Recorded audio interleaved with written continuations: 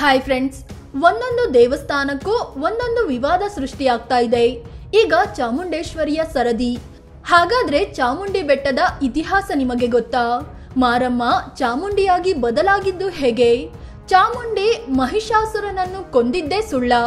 ಹಿಂದೂಗಳ ಶಕ್ತಿ ಪೀಠಗಳಲ್ಲಿ ಒಂದ ಈ ಚಾಮುಂಡಿ ಬೆಟ್ಟ? ಮಹಾಬಲೇಶ್ವರ ಬೆಟ್ಟ ಚಾಮುಂಡಿ ಬೆಟ್ಟ ಆಗಿದ್ದು ಹೇಗೆ? ಇತಿಹಾಸಕಾರರು ಹೇಳೋದೇನು? ಎಲ್ಲವನ್ನು ಈ ವಿಡಿಯೋದಲ್ಲಿ ಹೇಳ್ತೀವಿ. ಅದಕ್ಕೂ ಮುನ್ನ ನೀವಿನ್ನು ನಮ್ಮ ಚಾನಲ್ಗೆ ಸಬ್ಸ್ಕ್ರೈಬ್ ಆಗಿಲ್ಲ ಅಂದ್ರೆ ಈ ಕೂಡಲೇ ಆಗಿ ಪಕ್ಕದ ಬೆಲ್ ಐಕಾನ್ ಮೇಲೆ ಕ್ಲಿಕ್ ಮಾಡಿ. ಚಾಮುಂಡಿ ಬೆಟ್ಟದ ಕತೆ ಏನು?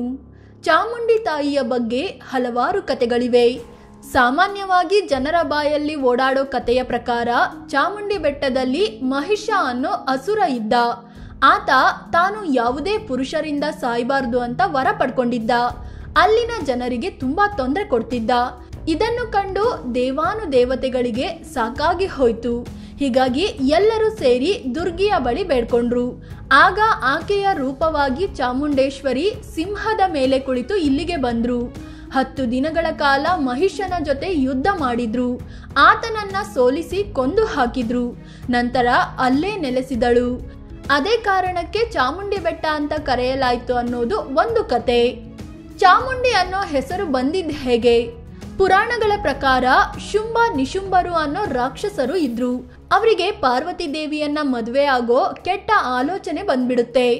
ಆಕೆಯನ್ನ ಕರೆತರುವಂತೆ ತಮ್ಮ ಸೇನಾನಿಗಳಾದ ಚಂಡಮುಂಡರನ್ನ ಕಳುಹಿಸ್ತಾರೆ. ಆಗ ದುರ್ಗಿ ಕೋಪಗೊಂಡ್ರು. ಪಾರ್ವತಿ ದೇವಿಯ ರಕ್ಷಣೆಗೆ ತನ್ನ ಹಣೆಯಿಂದ ಒಬ್ಬ ದೇವಿಯನ್ನ ಸೃಷ್ಟಿಸಿದ್ರು.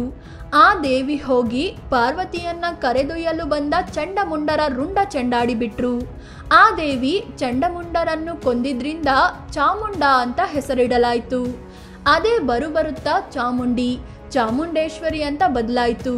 ಇನ್ನು ಮಹಿಷಾಸುರನ ಹಾವಳಿ ಜಾಸ್ತಿ ಆದಾಗ ಇದೇ ಚಾಮುಂಡಿ ಬಂದು ಆತನ ಸಂಹಾರ ಮಾಡಿದ್ರು. ನಂತರ ಇಲ್ಲೇ ನೆಲೆಸಿದ್ರು. ಚಾಮುಂಡಿ ತಾಯಿ ನೆಲೆಸಿದ ಬಳಿಕ ಈ ಬೆಟ್ಟಕ್ಕೆ ಆಕೆಯದ್ದೇ ಹೆಸರು ಬಂತು ಅಂತ ಹೇಳಲಾಗುತ್ತೆ. ಇತಿಹಾಸಕಾರರು ಹೇಳೋದೇ ಬೇರೆ. ಚಾಮುಂಡಿ ಮಹಿಷನನ್ನು ಕೊಂದಿದ್ದೇ ಸುಳ್ಳ? ಇತಿಹಾಸಕಾರರ ಪ್ರಕಾರ ಈ ಎಲ್ಲಾ ಕತೆಗಳು ಸುಳ್ಳು. ಚಾಮುಂಡಿ ಮಹಿಷನನ್ನು ಕೊಂದಿಲ್ಲ. ಈ ಬೆಟ್ಟದಲ್ಲಿ ಮೊದಲು ಶಿವನ ದೇವಸ್ಥಾನ ಮಾತ್ರ ಇತ್ತು. ಅದು ಈಗಲೂ ಇದೆ. ಅದೇ ಮಹಾಬಲೇಶ್ವರ ಸ್ವಾಮಿ ದೇವಸ್ಥಾನ. ಶಿವನ ದೇವಸ್ಥಾನದ ಕಾರಣದಿಂದಲೇ ಈ ಬೆಟ್ಟಕ್ಕೆ ಮೊದಲು ಮಹಾಬಲೇಶ್ವರ ಬೆಟ್ಟ ಅನ್ನೋ ಹೆಸರಿತ್ತು. ಬೆಟ್ಟದಲ್ಲಿ ಚಾಮುಂಡಿ ನೆಲೆ ಆಗಿರ್ಲಿಲ್ಲ. ಊರಿನ ಜನ ಮಾರಮ್ಮನಿಗೆ ಪೂಜೆ ಮಾಡ್ಕೊಂಡು ಬಂದಿದ್ರು. ಈಗ ಚಾಮುಂಡಿ ದೇವಸ್ಥಾನ ಪಕ್ಕದಲ್ಲೇ ಈ ಮಾರಮ್ಮನ ಗುಡಿ ಈಗಲೂ ಇದೆ. ಆದ್ರೆ ಗ್ರಾಮ ದೇವತೆಯಾಗಿದ್ದ ಮಾರಮ್ಮ ಕೇವಲ ಗುಂಡುಕಲ್ಲು ರೂಪದಲ್ಲಿ ಇದ್ರು. ಹೀಗಾಗಿ ವಿಗ್ರಹ ಸ್ಥಾಪಿಸಿ ಚಾಮುಂಡಿಯನ್ನ ಪ್ರತಿಷ್ಠಾಪಿಸಲಾಯಿತು. ಹೀಗೆ ಮಾರಮ್ಮ ಇದ್ದ ಜಾಗದಲ್ಲಿ ಚಾಮುಂಡೇಶ್ವರಿ ಗ್ರಾಮ ದೇವತೆ ಆದ್ರು. ಇಷ್ಟೆಲ್ಲ ಆದ್ರೂ ಮಹಾಬಲ ಸ್ವಾಮಿಯ ದೇವಸ್ಥಾನವೇ ಮೇನ್ ಆಗಿತ್ತು. ಇದೇ ಕಾರಣಕ್ಕೆ 1650-60 ನಡುವೆ ದೊಡ್ಡ ದೇವರಾಜ ಒಡೆಯರು ಈ ಬೆಟ್ಟಕ್ಕೆ 2008 ಮೆಟ್ಟಿಲುಗಳನ್ನ ಹಾಕಿಸಿ ನಂದಿಯ ಏಕಶಿಲಾ ವಿಗ್ರಹ ಸ್ಥಾಪಿಸಿದ್ರು. ಆದ್ರೆ ಕಾಲ ಕಳೆದಂತೆ ಒಡೆಯರ ಕುಟುಂಬದ ಕುಲದೇವತೆಯಾದ ಚಾಮುಂಡಿಯ ಭಕ್ತರ ಸಂಖ್ಯೆ ಹೆಚ್ಚಾಯಿತು. ಟಿಪ್ಪು ನಂತರ ಪಟ್ಟಕ್ಕೇರಿದ ಮುಮ್ಮಡಿ ಕೃಷ್ಣರಾಜ ಒಡೆಯರು ಈ ಬೆಟ್ಟಕ್ಕೆ ಚಾಮುಂಡಿ ಬೆಟ್ಟ ಅಂತ ನಾಮಕರಣ ಮಾಡಿದ್ರು. ಮಹಾಬಲೇಶ್ವರ ಬೆಟ್ಟ ಚಾಮುಂಡಿ ಬೆಟ್ಟ ಅಂತಲೇ ಫೇಮಸ್ ಆಯ್ತು ಅಂತ ಇತಿಹಾಸಕಾರ ನಂಜರಾಜ ಅರಸ್ ಹೇಳ್ಕೊಂಡಿದ್ದಾರೆ. ಪುರಾಣದಲ್ಲಿದೆ ಬೇರೆಯದ್ದೇ ಕತೆ. ಚಾಮುಂಡಿ ಬೆಟ್ಟ ಹಿಂದೂ ಶಕ್ತಿಪೀಠ. ಹಿಂದೂ ಪುರಾಣಗಳಲ್ಲೂ ಚಾಮುಂಡಿ ಬೆಟ್ಟದ ಉಲ್ಲೇಖವಿದೆ.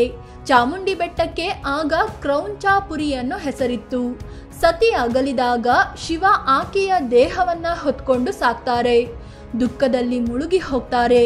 ಹೀಗೆ ಶಿವ ಸಾಗುವಾಗ ವಿಷ್ಣು ತಮ್ಮ ಸುದರ್ಶನ ಚಕ್ರದ ಮೂಲಕ ಸತಿಯ ದೇಹವನ್ನ 51 ತುಂಡುಗಳನ್ನಾಗಿ ಮಾಡ್ತಾರೆ. ಅವುಗಳು ಭೂಮಿಯ ವಿವಿಧ ಭಾಗಗಳಲ್ಲಿ ಹೋಗಿ ಬಿದ್ವು. ಸತಿಯ ದೇಹದ ಭಾಗಗಳು ಬಿದ್ದ ಜಾಗಗಳನ್ನೇ ಶಕ್ತಿಪೀಠಗಳು ಅಂತ ಕರೆಯೋಕೆ ಶುರು ಮಾಡಲಾಯಿತು. ಅದರಲ್ಲೂ 18 ಶಕ್ತಿಪೀಠಗಳನ್ನು ಮಹಾಶಕ್ತಿಪೀಠ ಅಂತಲೂ ನಂಬಲಾಗಿದೆ. ಅದೇ ರೀತಿ ಸತಿಯ ಕೂದಲು ಕ್ರೌಂಚಾಪುರಿಯಲ್ಲಿ ಬಿತ್ತು. ಇದನ್ನ ಕ್ರೌಂಚಪೀಠ ಅಂತ ಕರೆಯಲಾಯಿತು.